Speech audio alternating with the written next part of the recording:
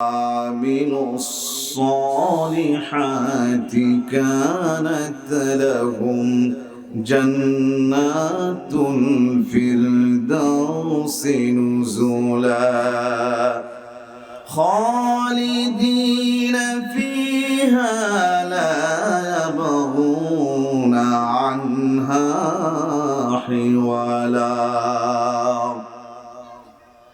আল্লাহ রাব্বুল আলামিন আমাদের জন্য জান্নাত তৈরি করে রেখেছেন।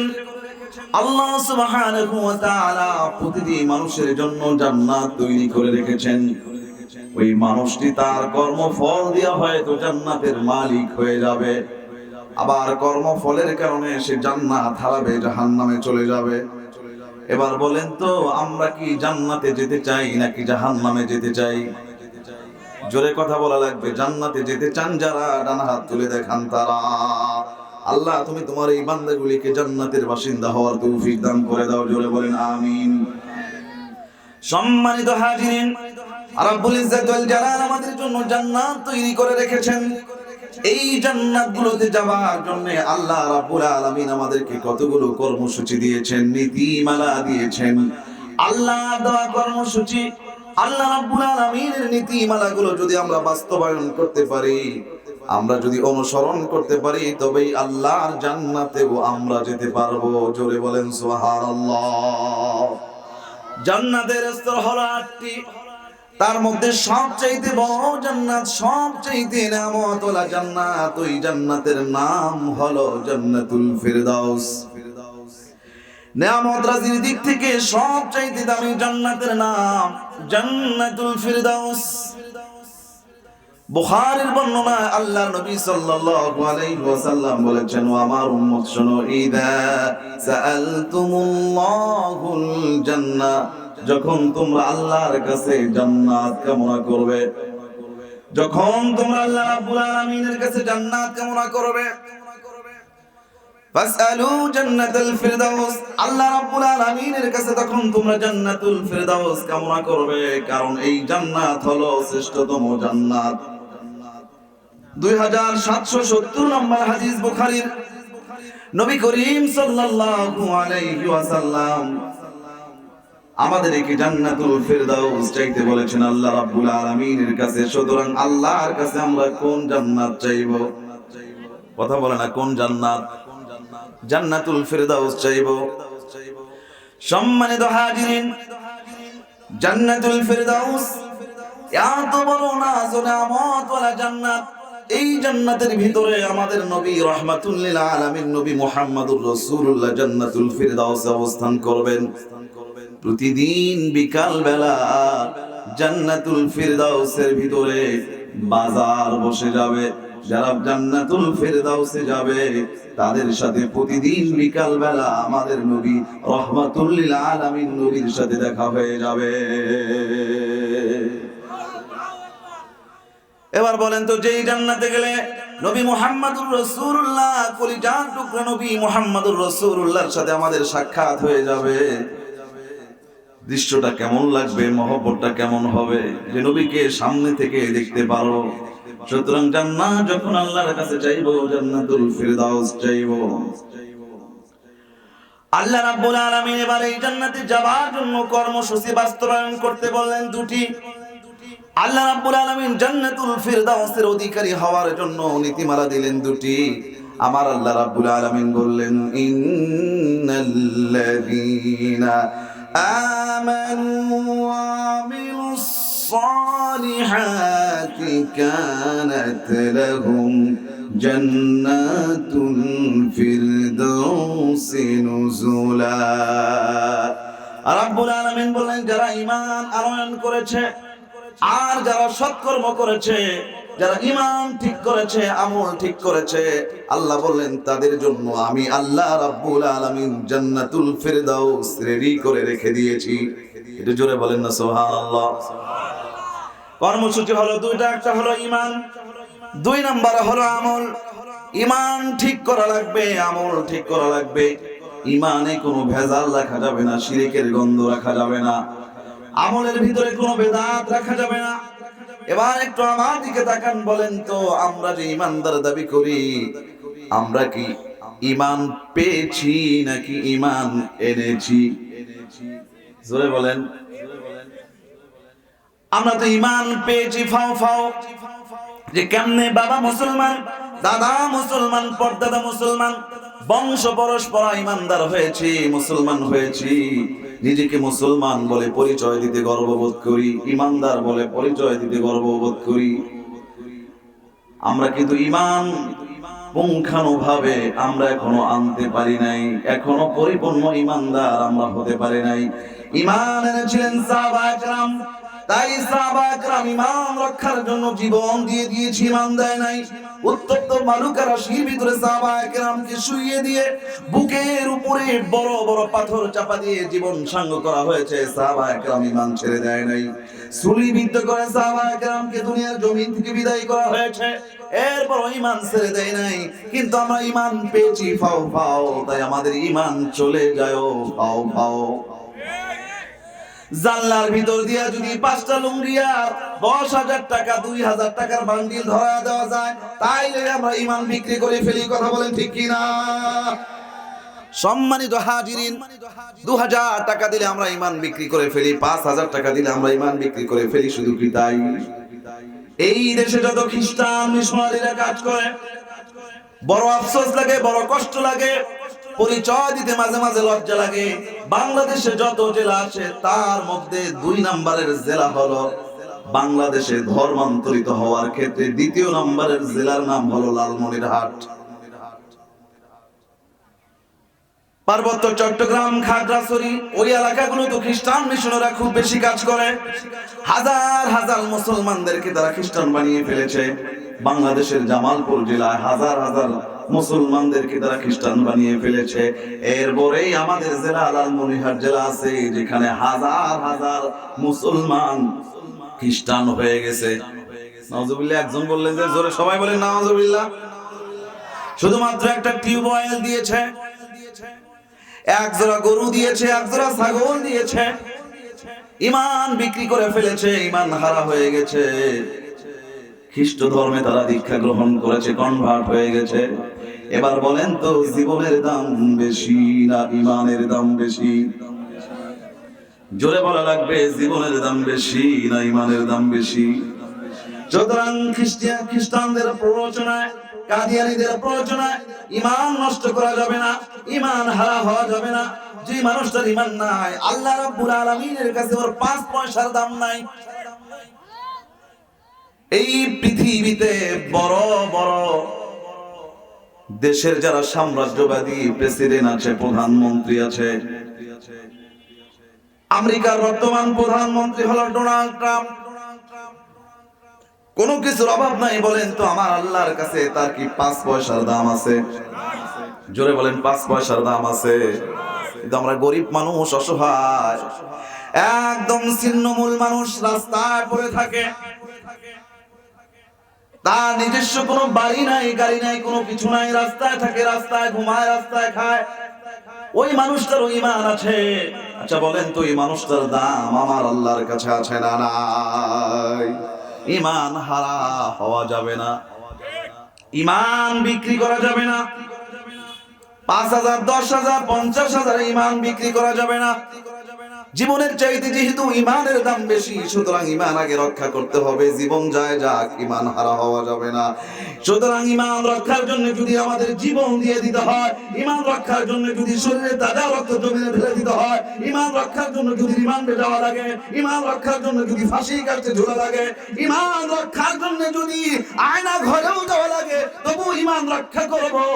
জীবন যায় চলে যাবে, যাবে, ঈমান ছেড়ে দিব না। কারা? ডান হাত তুলে দেখান তারা। সম্মানিত হাজিরিন, ঈমান ছেড়ে দেওয়া যাবে না। 3টি বিষয়ের সমন্বয় হলো ঈমান। তাসদীক বিল জিনান, ইকরার বিল লিসান, আমল বিল আরকান। এই 3টা বিষয়ের সমন্বয় হলো ঈমান। তাসদীক বিল জিনান এটা কি? এটা হলো অন্তর দিয়ে বিশ্বাস করা, অন্তরে পরিপূর্ণ বিশ্বাস করা। ইকরার বিল লিসান এটা আবার কি? ইকরার বিল লিসান জবানে স্বীকারোক্তি দেওয়া, আমি আল্লাহ মানি, রাসূল মানি, পরকাল মানি, ফেরেশতা মানি, কোরআন মানি। জবান দিয়া স্বীকারোক্তি দেওয়া, আমল বিল আরকান। আর 3 নাম্বার হলো কর্মে বাস্তবায়ন করা। এই তিনটা যাদের সঠিকভাবে আদায় হয়ে গেছে, তার ঈমান সঠিক হয়ে গেছে। আল্লাহ রাব্বুল আলামিন বললেন, যদি 1 নাম্বার জান্নাতটা পেতে চাও তাহলে ঈমান ঠিক করা লাগবে আর আমল ঠিক করা লাগবে। সুতরাং আমরা ঈমানও ঠিক করব, আমলও ঠিক করব। আল্লাহর দেওয়া জান্নাত 1 নাম্বার জান্নাত, জান্নাতুল ফিরদাউসের মালিক হয়ে যাব। আল্লাহ তুমি আমাদেরকে তৌফিক দান করে দাও, জোরে বলেন আমিন। এবার বলেন তো, জান্নাত নামক যে বাড়ি আছে, ওই বাড়ির মূল মালিক কে? জোরে বলেন। তার মানে জান্নাত নামক বাড়ির মেজবান হলেন আল্লাহ সুবহানাহু ওয়া তাআলা।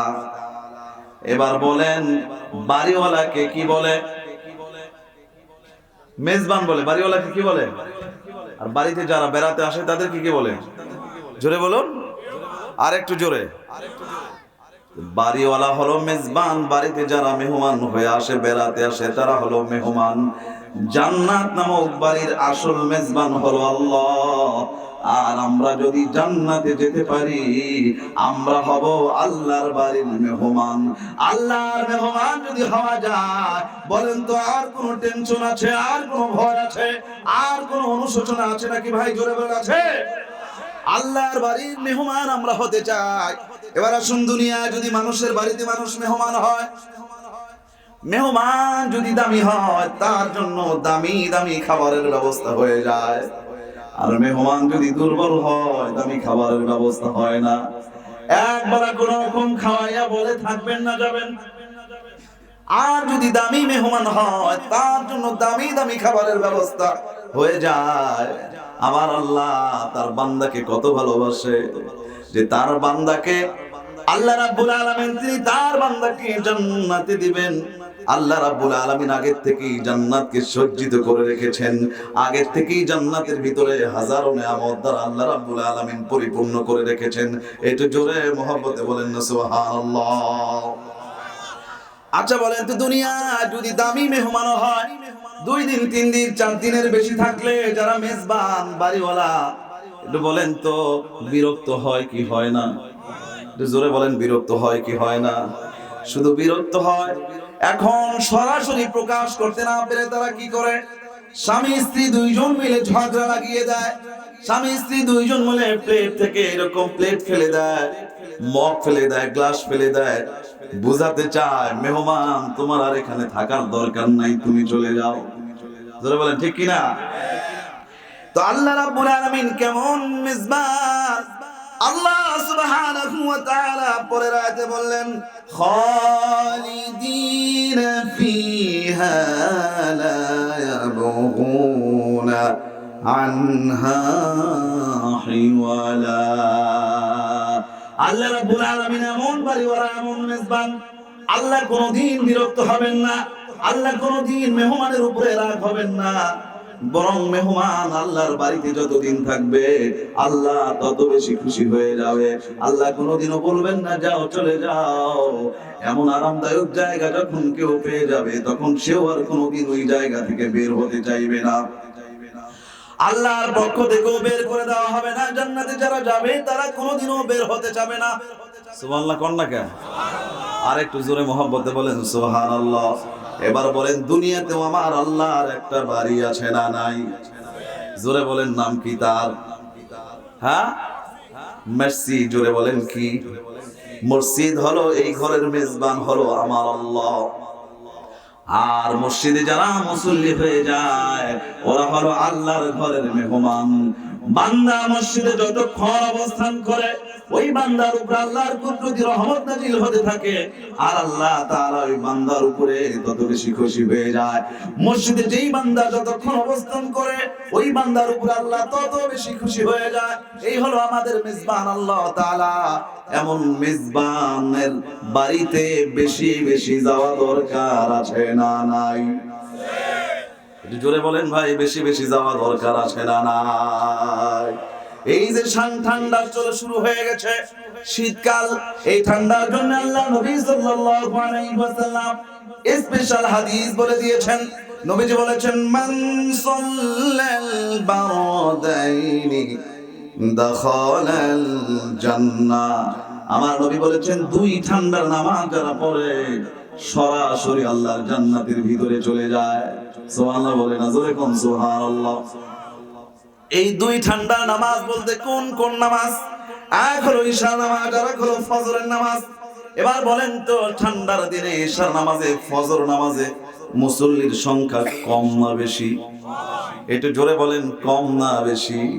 নবী বললেন ঠান্ডার মধ্যে যারা ফজরে মসজিদে যায়, ঈশা মসজিদে যায়, তাদের জন্য আল্লাহ তাআলা জান্নাত তৈরি করে রেখেছেন। তাদের জন্য জান্নাতে যাও কি সহজ। একটু জোরে মহব্বতে বলেন সুবহানাল্লাহ। তাহলে ফজরের নামাজ ঈশার নামাজ বলবেন হুজুর এই দুই ওয়াক্ত পড়লেই কি চলবে নাকি? বাকি তিন ওয়াক্ত বাদ। দুই ওয়াক্ত পড়লেই তো জান্নাত, বাকি তিন ওয়াক্ত বাদ, তাই নাকি? এই পাঁচ ওয়াক্ত নামাজের ভিতরে সবচেয়ে কষ্ট হলো ফজর আর ঈশা। এবার বলেন তো এই কষ্টের নামাজগুলো যারা পড়ে সহজ নামাজগুলো কি তারা কোনোদিন ছেড়ে দেয়? জোরে বলেন, ছেড়ে দেয়? ওই যে সহজের কথা আল্লাহর নবী এখানে বলেই নেই, কষ্টের নামাজের কথা উল্লেখ করে রাসূল বলেছেন দুই ঠান্ডার নামাজ পড়ো, আল্লাহ তাআলা সোজা জান্নাতে পাঠায় দিবেন। জোরে মহব্বতে বলেন সুবহানাল্লাহ। সম্মানিত হাজিরিন, তাহলে ঈমান ঠিক, আমল ঠিক হয়ে যাব, জান্নাতুল ফেরদাউসের মালিক। ঢুকবো তো ঢুকবো, আর কোনোদিন বের হব না। সম্মানিত হাজিরিন, এবার আসুন আর একটা জান্নাতের আলোচনার দিকে যাব ইনশাআল্লাহ। আলোচনার বিষয় হলো কোন আমলে কোন জান্নাত। এবার আরেকটা জান্নাতের আলোচনার দিকে যাব। আল্লাহ সুবহানাহু ওয়া তাআলা বললেন ওই জান্নাতের নাম হলো জান্নাতুন নাঈম। একটু জোরে বলেন তো ওই জান্নাতের নাম কি? জোরে বলেন, জান্নাতুন নাঈম। এই জান্নাতে যেতে হলে কর্মসূচি আল্লাহ কি দিয়েছেন, কি নীতিমালা আল্লাহ রাব্বুল আলামিন দিয়েছেন? সূরা ওয়াকার ভিতরে আমার আল্লাহ বললেন ফাআসহাবুল মাইমানাতি মা আসহাবুল মাইমানা ওয়া আসহাবুল মাশআমাতি মা আসহাবুল المشأمة والسابقون السابقون أولئك المقربون। আল্লাহ রাব্বুল আলামিন এই জায়গায় কর্মসূচি দিয়েছেন তিনটি। একটু জোরে বলেন তো কয়টি? সবাই বলেন কয়টি? এক নম্বর আল্লাহ রাব্বুল আলামিন বললেন ফাআসহাবুল মাইমানাতি মা আসহাবুল মাইমানা, যারা ডানপন্থী। আমার আল্লাহ বললেন কতই না ভাগ্যবান তারা যারা ডানপন্থী হয়ে যায়, যারা ডানপন্থী ওয়ালাদের সাথে সম্পর্ক রাখে। আমার আল্লাহ বললেন মা আসহাবুল মাইমানা, তারা কতই না সৌভাগ্যবান। তার মানে ডানপন্থী হতে হবে, ডানপন্থী হতে হবে, ইসলাম বিদ্বেষী বামপন্থী হওয়া যাবে না। দুই নম্বরে হলো আসহাবুল মাশআমাতি মা আসহাবুল মাশআমা। আল্লাহ তাআলা বলেন যারা বামপন্থী কতই না দুর্ভাগ্য তাদের জন্য। তার মানে ডানপন্থী হতে হবে, বামপন্থী হওয়া যাবে না। এক নম্বরে ডানপন্থী হওয়া, দুই নম্বরে বামপন্থী হওয়া যাবে না। তিন নম্বরে আল্লাহ বলেন ওয়াস-সাবিকুনাস সাবিকুন, যত ভালো কাজ আছে আগে আগে ভালো কাজগুলো করা। এই তিনটা কর্মসূচি যারা বাস্তবায়ন করবে আমার আল্লাহ বললেন উলাইকাল মুকাররাবুন, এরাই হলো আমি আল্লাহ রাব্বুল আলামিনের বন্ধু। জোরে কোন সুবহানাল্লাহ। সম্মানিত হাজিরিন, হতে হবে ডানপন্থী। খেয়াল করেন, বামপন্থী হওয়া যাবে না। এবার বামপন্থী ইসলাম বিদ্বেষী নাস্তিক বাংলাদেশে জোরে বলেন তো আছে না নাই? আরে কথা বলেন ভাই, আছে না নাই? বামপন্থীতে যারা বিশ্বাসী, ইসলাম বিশ্বাস করতে চায় না, কোরআন বিশ্বাস করতে চায় না, পরকাল বিশ্বাস করতে চায় না। বামপন্থী ওলাদের অনেক আছে নাস্তিক, পরকাল বিশ্বাস করে না। তারা বলে দেয়ার ইজ নো গড, আল্লাহ বলতে কিছু নাই, আনসিন ইজ নাথিং, যা দেখি না তা বিশ্বাস করি না। এবার বলেন তো আমরা কি বাতাস দেখতে পাই? জোরে বলেন। তুমি তোমার শরীরে যে অক্সিজেন গ্রহণ করো এটাই তো তুমি দেখো না। তুমি কেমনে বলো যা দেখি না তা বিশ্বাস করি না? আসলে কথা সত্য, মতলব খারাপ, এক নাম্বারের বাটপার। জোরে বলেন ঠিক কিনা? সম্মানিত হাজিরিন, ডানপন্থী যারা, আল্লাহওয়ালা যারা, ভালো কাজ আগে আগে করে যারা, আমরা তাদের সাথে থাকবো। রাজি আছি তো ইনশাআল্লাহ? এবার আসুন, ভালো কাজ আগে আগে করা লাগবে। মসজিদে সবার আগে আগে চলে যাব। আমি আমার বাচ্চাটাকে আগে আগে মাদ্রাসায় ভর্তি করাবো। আমি আগে আগে জুমা নামাজে আগে আগে চলে যাব। আমি কি করব? আগে আগে উঠে তাহাজ্জুদের জায়নামাজে দাঁড়িয়ে যাব। কেউ যদি পড়ে 5 পারা কোরআন পুরা মাসে, আমি 10 পারা পড়ব। কেউ যদি একবার খতম করে, আমি 2 বার খতম করব। কারণ আল্লাহ রাব্বুল আলামিন বলেন, ফাস্তাবিকুল খায়রাত।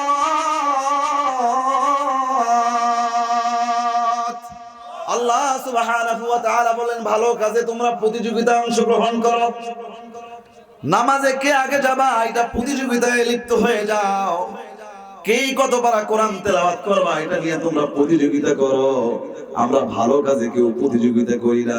যত খারাপ কাজ আছে সেইগুলোর মধ্যে আমাদের প্রতিযোগিতা আছে না? নাই। জুমার দিনে দেখবেন আগে আগে তো যায় না, সবার পরে পরে যায়। আল্লাহ নবী বলেছেন, জুমার দিনে 2 জন ফেরেশতা মসজিদের দরজায় 2 পাশে দাঁড়িয়ে যায়। যেই বান্দা সর্বপ্রথম মসজিদে প্রবেশ করে, ওই 2 ফেরেশতার কাছে 2টা ডায়েরি থাকে। ওই ফেরেশতারা কি করে?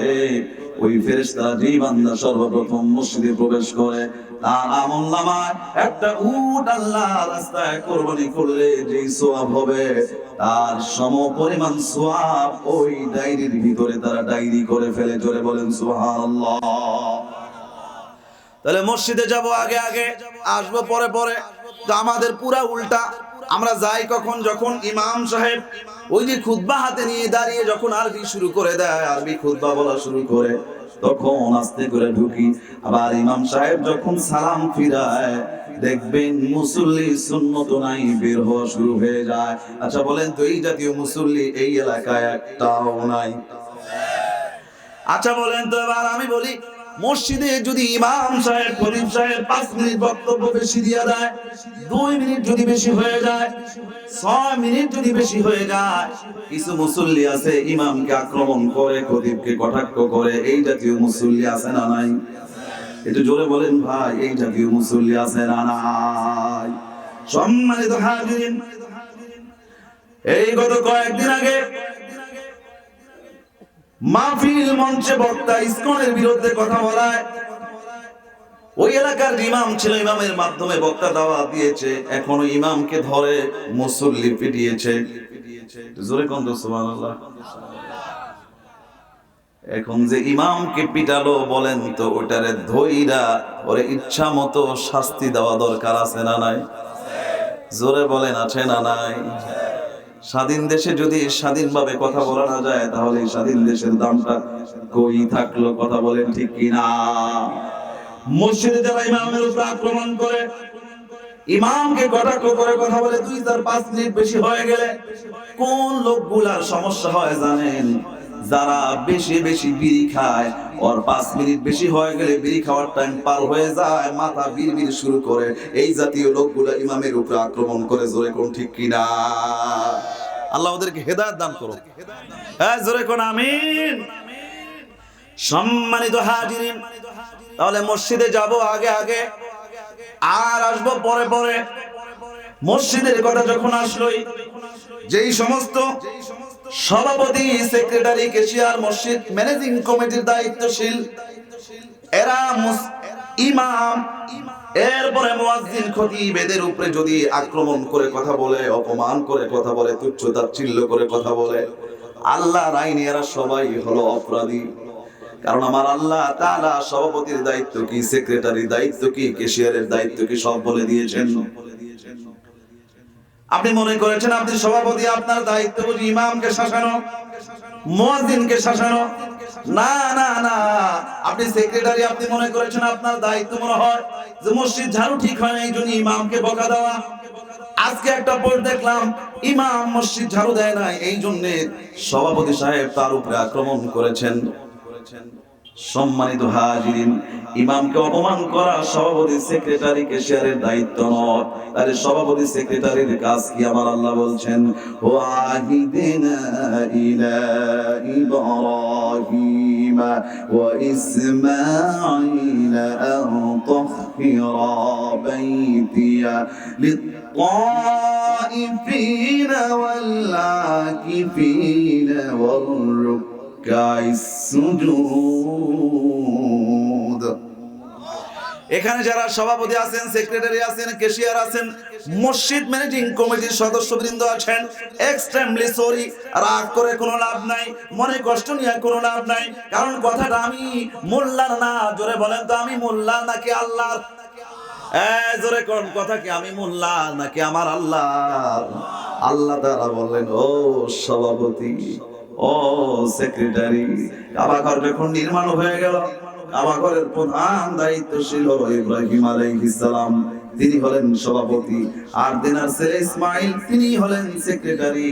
আমার আল্লাহ বলেন, ওয়াহিদিনা ইলা ইব্রাহিম ওয়া ইসমাইল। ও সভাপতি, ও সেক্রেটারি, এই আইন কিয়ামত পর্যন্ত চলবে। যারা মসজিদের সভাপতি হবে, সেক্রেটারি হবে, সবার জন্য এই আইন।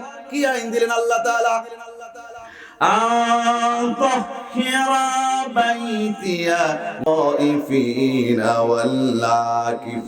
সভাপতি সাহেব, মুসল্লিরা এখানে নামাজ পড়বে, ও সেক্রেটারি সাহেব, মুসল্লি এখানে সেজদা করবে, রুকু করবে, এই মুসল্লিদের যেন কোনো কষ্ট না হয়। সুতরাং তুমি সভাপতি সেক্রেটারি, সবার আগে দায়িত্ব হলো তুমি আমার ঘর ঝাড়ু দিবা।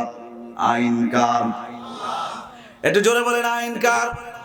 এবার বলেন তো, কোন ইমাম, কোন মুয়াজ্জিন, কোন খতিবের কি দায়িত্ব আছে না মসজিদ ঝাড়ু দিতে হবে? আল্লাহ রাব্বুল আলামিন সভাপতি আর সেক্রেটারির জন্য এই আইন দিয়েছেন।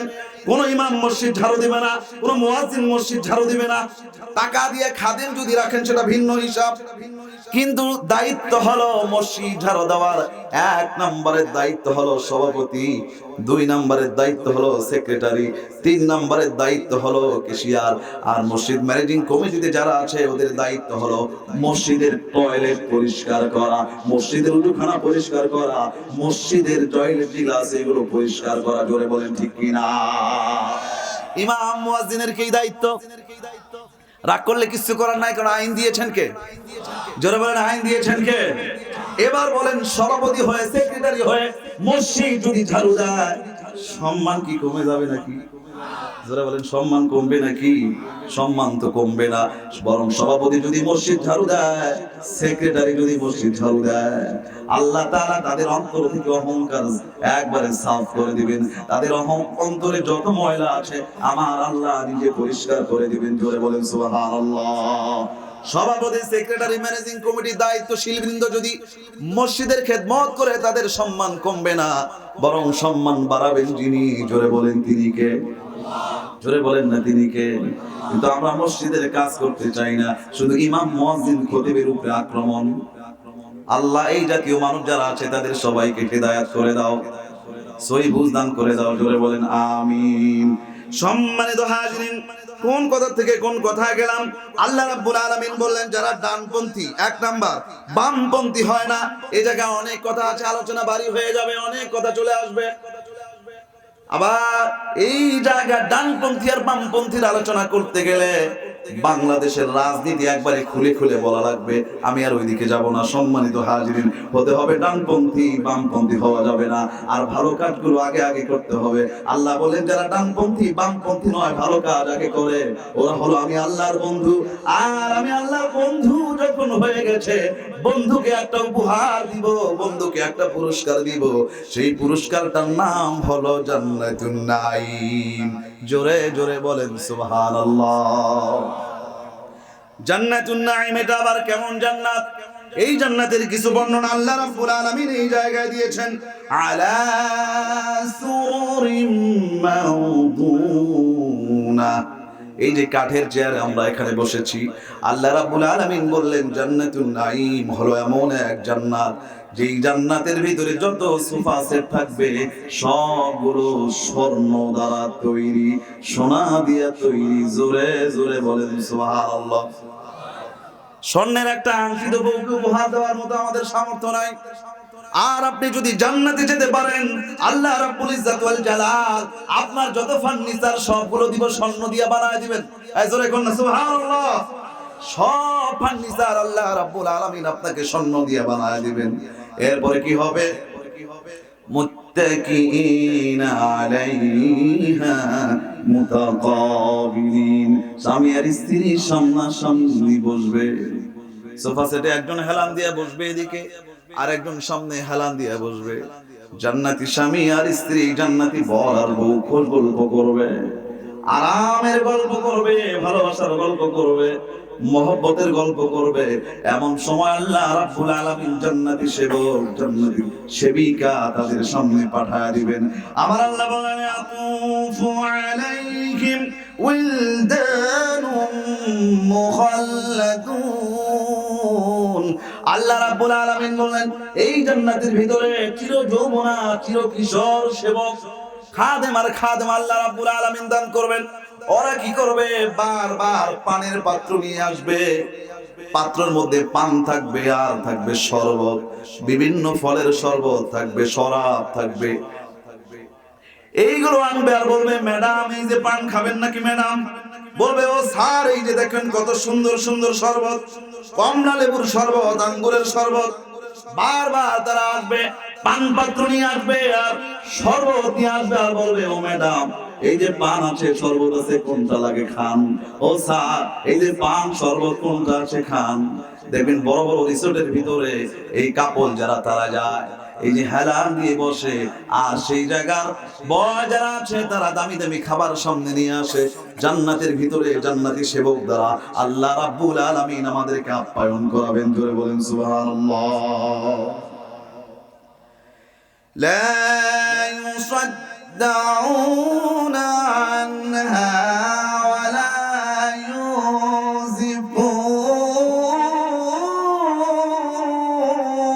ইউজিফুন।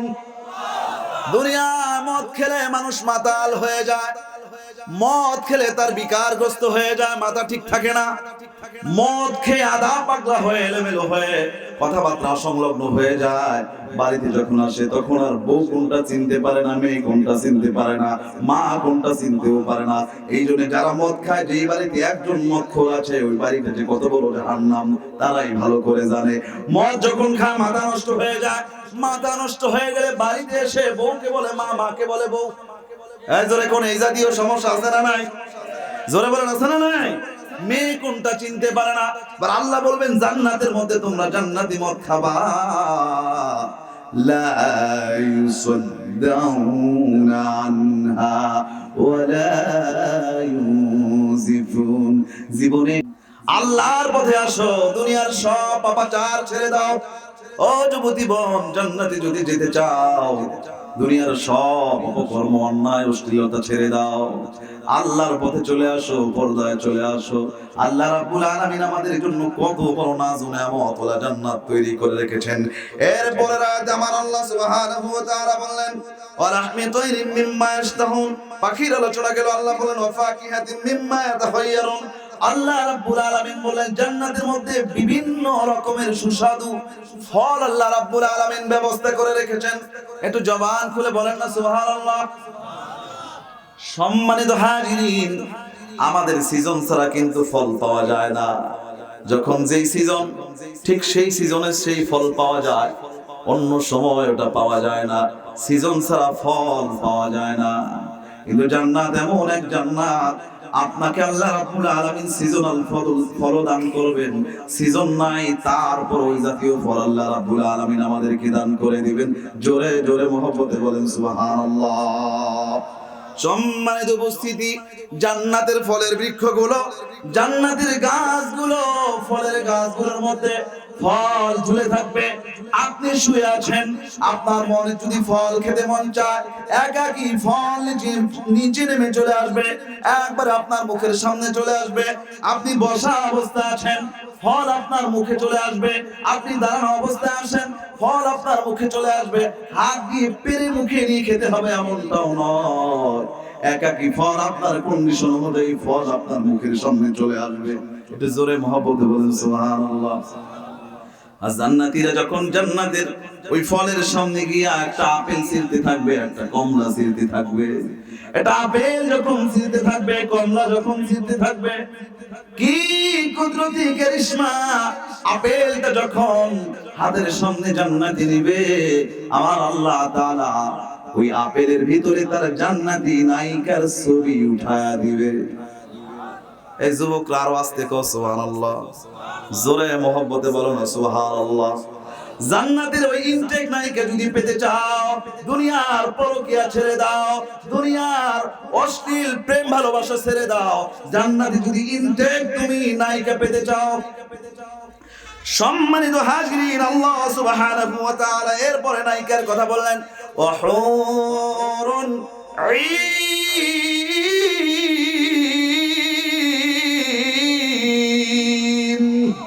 আল্লাহ রাব্বুল আলামিন বললেন, কামসালিল উলিল মাকনুন।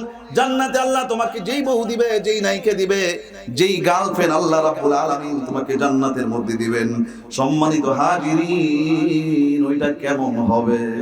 আল্লাহ বলছেন কামসালিল উলিল মাকনুন। রাব্বুল আলামিন বললেন একবারে সুরক্ষিত মতির ন্যায় হবে। ডিমের কুসুম যেমন ডিমের ভিতরে সুরক্ষিত থাকে, খেয়াল করেন, ডিমের কুসুম যেমন ডিমের ভিতরে সুরক্ষিত থাকে, জান্নাতি আপনার ওই বউ যেটা হবে, আপনার সঙ্গী যেটা হবে, ওইটা থাকবে ওই রকম সুরক্ষিত। এবার আমাদের মেয়েরা সুরক্ষিত, এই গ্যারান্টি দেওয়ার কোনো উপায় আছে নাকি? এই যুবক বলো, দুনিয়ার মেয়েরা যে সব মেয়েরা সুরক্ষিত, এই গ্যারান্টি দেওয়ার কোনো উপায় আছে? আল্লাহ গ্যারান্টি দিলেন দুনিয়ার, সুতরাং অবৈধ প্রেম ভালোবাসা ছাড়ো, পরকিয়া ছাড়ো, অন্যায় ছাড়ো, আল্লাহ রাব্বুল আলামিন জান্নাতের ভিতরে একবার ইনটেক ডিমের কুসুমের মতো সুরক্ষিত বউ আল্লাহ রাব্বুল আলামিন দান করবেন।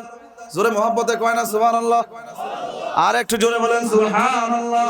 সম্মানিত হাজিরিন, আল্লাহ সুবহানাহু ওয়া তাআলা এরপরে বললেন, জাযাআম বিমা কানু ইয়ামালুন। তারা ভালো কাজ করার জন্য আল্লাহ রাব্বুল আলামিন এই পুরস্কারগুলো তাদেরকে দিবেন। আর কি দিবেন? আল্লাহ বলছেন, লা ইয়াসমাউনা ফিহা লাগওয়া ওয়ালা তাসীমা। দুনিয়া বলেন তো স্বামী স্ত্রী ঝগড়া লাগে কি লাগে না? আরে জোরে বলেন, ঝগড়া লাগে কি লাগে না?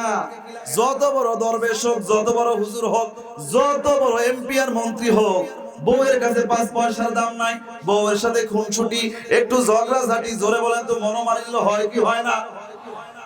বিভিন্ন কথা শোনা লাগে। আল্লাহ বললেন জান্নাতের ভিতরে কখনো তুমি আজে বাজে কথা শুনবা না। লা ইয়াসমাউনা ফিহা লাগওয়া ওয়ালা তাসীমা।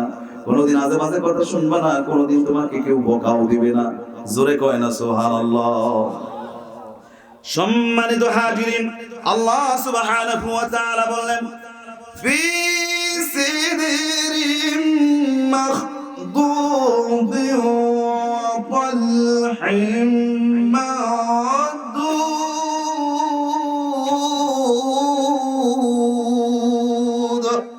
আল্লাহ রাব্বুল আলামিন বলেন, কাদি কাদি কলা থাকবে জান্নাতের ভিতরে, আর বড় বড় বড়াই থাকবে জান্নাতের ভিতরে। আমার দিকে তাকান, কাদি কাদি কলা, জান্নাতি এক একটা কলা হবে 7 হাত লম্বা। জোরে বলেন কয় হাত লম্বা? ফি সিদরিম মাখদুদ। আল্লাহ বলেন বড় বড় বড়াই থাকবে, একবারে মূল্যবান দামি দামি বড়াই। ফি সিদরিম মাখদুদ। সম্মানিত হাজিরিন, জান্নাতি এক একটা বড়াই হবে বড় বড় কলসের মতো। বলবেন হুজুর এত বড় বড়াই খাবো কেমনে, আর এত বড় লম্বা কলা খাবো কেমনে?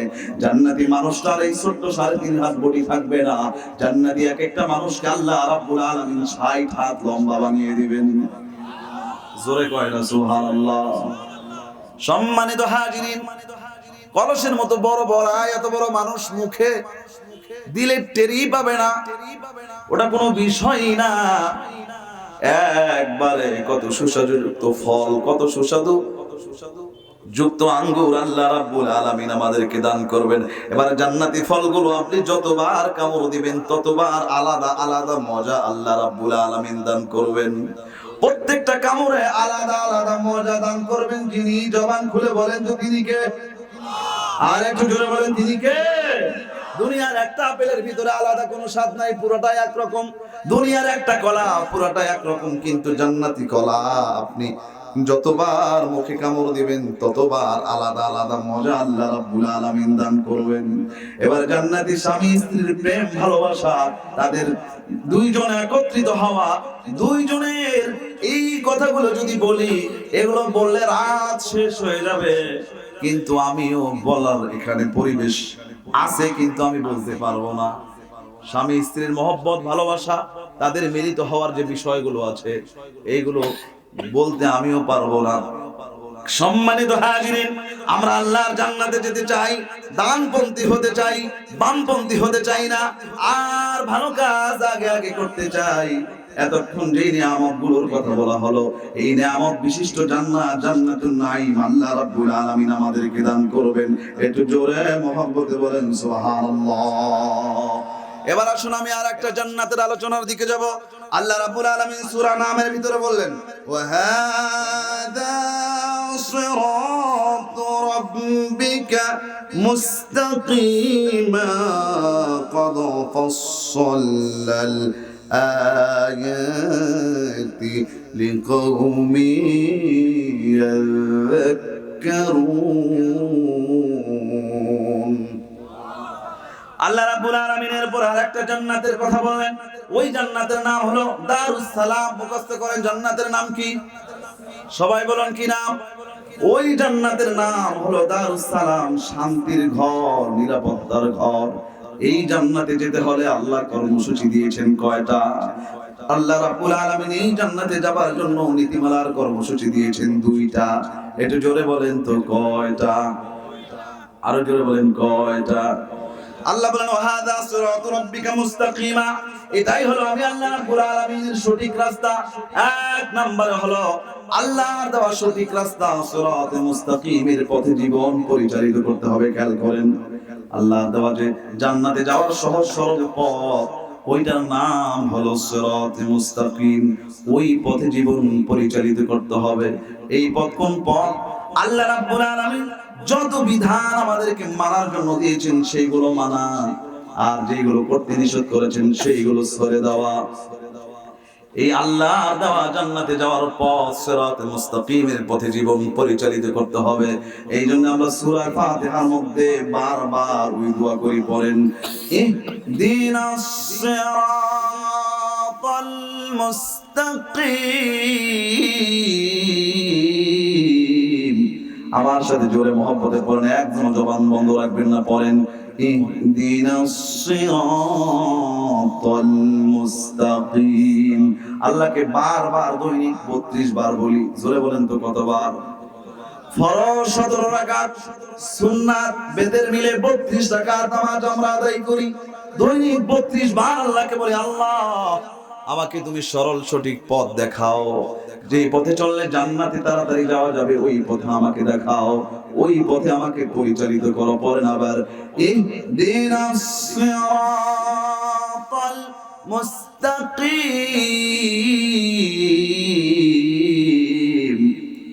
আল্লাহ রাব্বুল আলামিন অন্য আয়াতের মধ্যে বললেন, ওয়াল্লাহু ইয়াদউ ইলা দারিস সালাম।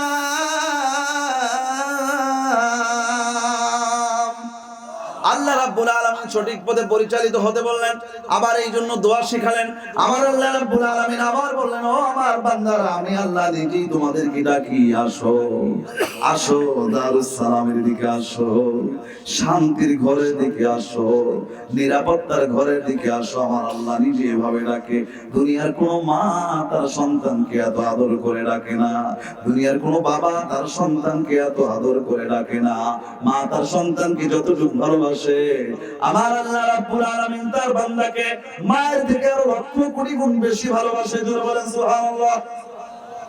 আর একটু জোরে করুন সুবহানাল্লাহ। সম্মানিত হাজিরিন, এক নম্বরে হলো সঠিক রাস্তায় জীবন পরিচালিত করা। দুই নম্বরে কি কদ ফাসসালনাল আয়াতি লিকাউমিন ইয়াযাক্কারুন। দুই নম্বরে আল্লাহ বলেন, আমি যত ওয়াজ নসিহত করেছি এইগুলো নিজে গ্রহণ করা, অন্যকে গ্রহণ করবার জন্য উপদেশ দেওয়া।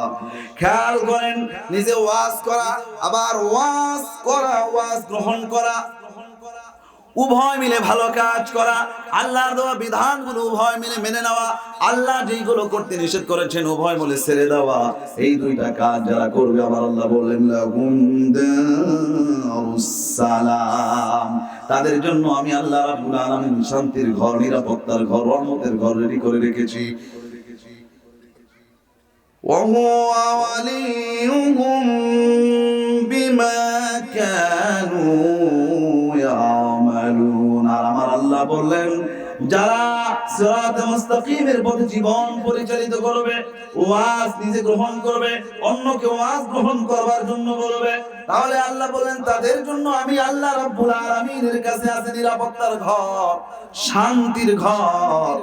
আর ওরা যখন আমার ঘরে আসবে, ওরা আর আমার শত্রু থাকবে না, ওরা হলো আমার বন্ধু। আল্লাহ বলেন, যারা দুইটা কাজ করবে তাদেরকে আমি আল্লাহ দারুস সালাম নামক জান্নাত দেওয়ার পাশাপাশি তাদেরকে আমি আল্লাহ আমার বন্ধু হিসাবে গ্রহণ করব। একটু জোরে মহব্বতে বলেন সুবহানাল্লাহ। বলে আল্লাহর বন্ধু হতে রাজি আছেন যারা, ডান হাত তুলে দেখান তারা। আল্লাহ তুমি তোমার এই বান্দাগুলিকে কবুল করো, জোরে বলেন আমিন।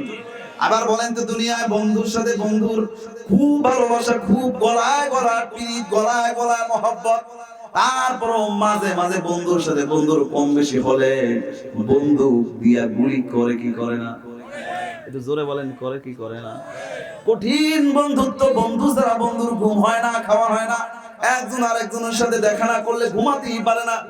এরপরও যখন স্বার্থে আঘাত লাগে, বন্ধু কিন্তু বন্ধুর গলায় ছুরি চালায় দেয়, এমন নজির বলেন তো আছে না নাই? তো আমার আল্লাহ কেমন বন্ধু? আল্লাহ রাব্বুল আলামিন নিঃস্বার্থভাবে তার বান্দাকে ভালোবাসে। আল্লাহ বলছেন, আল্লাহু ওয়ালিয়ুল্লাযীনা আমানু ইউখরিজুহুম মিনায-যুলুমাতি ইলান-নূর। দুনিয়ায় বন্ধুরা মাঝে মাঝে সাথে আঘাত আসলে একজন আর একজনকে চিনে না। আল্লাহ তাআলা নিঃস্বার্থভাবে আমাদেরকে এত বেশি মহব্বত করে, এত বেশি ভালোবাসে। আল্লাহ বলেন, আমি আমার বন্ধু ঈমানদার যারা, তারা হলো আমার বন্ধু। ওই ঈমানদারদেরকে আমি আল্লাহ জাহান্নামের রাস্তা থেকে টেনে টেনে জান্নাতের রাস্তায় তুলে দেই। একটু জোরে বলেন না সুবহানাল্লাহ। আল্লাহ নিঃস্বার্থভাবে আমাদেরকে জান্নাতের রাস্তায় উঠায়া দেয়। একটু জোরে মহব্বতে বলেন না সুবহানাল্লাহ। এবার বলেন, আল্লাহর বন্ধু যখন হয়ে যাব, দুনিয়ায় আমরা দেখি বন্ধুর সাথে বন্ধুর দেখা হলে ভালো লাগে না খারাপ লাগে? আর জোরে বলেন, ভালো লাগে না খারাপ লাগে? বন্ধুর সাথে বন্ধুর দেখা হয়ে যায়, কলিজা ঠান্ডা হয়ে যায়। বন্ধু প্রবাসে থাকে, 5 বছর পরে বাংলাদেশে আসছে, বন্ধু দেখবেন একজন আরেকজনকে জড়িয়ে ধরে, আনন্দে অশ্রু তাদের ঝরতে থাকে। এতদিন পর বন্ধুর দেখা হয়েছে, কত মহব্বত বেড়ে যায়। আল্লাহ যখন আমাদের বন্ধু হয়ে যাবে, ওই বন্ধু আল্লাহ কিন্তু আমাদের সাথে সাক্ষাৎ করবেন, আল্লাহ রাব্বুল আলামিনও কিন্তু আমাদের সাথে দেখা দিবেন। এবার বলেন তো, আল্লাহর সাথে যদি সাক্ষাৎ করতে চাই, আল্লাহর সাক্ষাৎ যদি পাওয়া যায়, আল্লাহর দেখা যদি পাওয়া যায়, ভালো হবে না খারাপ হবে? জোরে বলুন, ভালো হবে না খারাপ হবে? আল্লাহ রাব্বুল আলামিন এই জান্নাতের ভিতরে যারা জান্নাতি হবে তাদের সবার সাথে সাক্ষাৎ করবেন। সুবহানাল্লাহ কয় নাই? আর একটু জোরে বলুন সুবহানাল্লাহ। আল্লাহ রাব্বুল আলামিন জান্নাতীদেরকে প্রশ্ন করবেন, ও জান্নাতীরা, বলো তো আমি আল্লাহ তোমাদেরকে যত নেয়ামত দেওয়ার কথা বলেছিলাম জান্নাতে, এইগুলো কি তোমরা পেয়েছো? জান্নাতীরা বলবে, আল্লাহ তুমি যা দিতে চেয়েছো নেয়ামত শুধু তা পাইয়া পেয়েছি এমনটি নয়, বরং তার চাইতে আরো 97 গুণ বেশি নেয়ামত পেয়েছি। আর একটু জোরে বলেন সুবহানাল্লাহ। একটা চাইলে 10টা দিয়ে দেয়, 100 দিয়ে দেয়। যিনি জোরে বলেন তো তিনি কে? আর একটু জোরে বলেন না তিনি কে? আল্লাহ রাব্বুল আলামিনের কাছে যাবেন আপনি একটা, আমার আল্লাহ খুশি হয়ে আপনাকে দিয়ে দিবে 5টা, আল্লাহ তাআলা খুশি হয়ে আপনাকে দিয়ে দিবে 10টা। সুতরাং সব কিছু একজনের কাছে চাইবো, জোরে বলেন তো তিনি কে? সবাই বলেন না তিনি কে? আল্লাহর কাছে সবকিছু চাইবো ভাইরা আমার। আল্লাহ রাব্বুল আলামিন এবার জান্নাতীদেরকে বলবে, ও জান্নাতীরা সব নিয়ামত পেয়েছো? জান্নাতীরা বলবে, আল্লাহ যত নিয়ামতের কথা বলেছো তা তো পেয়েছি, আরো 97 গুণ বেশি নিয়ামত পেয়েছি। আমার আল্লাহ বলবেন, একটু চিন্তা করে দেখো, এখনো হয়তো একটা নিয়ামত বাকি আছে। সাধারণ জান্নাতি যারা, এরা কেউ বলতে পারে না যার কি নিয়ামত বাকি আছে, এত এত কিছু পেলাম, আরো কি বাকি। আল্লাহ বলবেন, জানি তোমরা বলতে পারবে না, যাও উলামায়ে কেরামের কাছে চলে যাও। একটু জোরে বলেন তো কার কাছে চলে যাও? জোরে বলে না কার কাছে?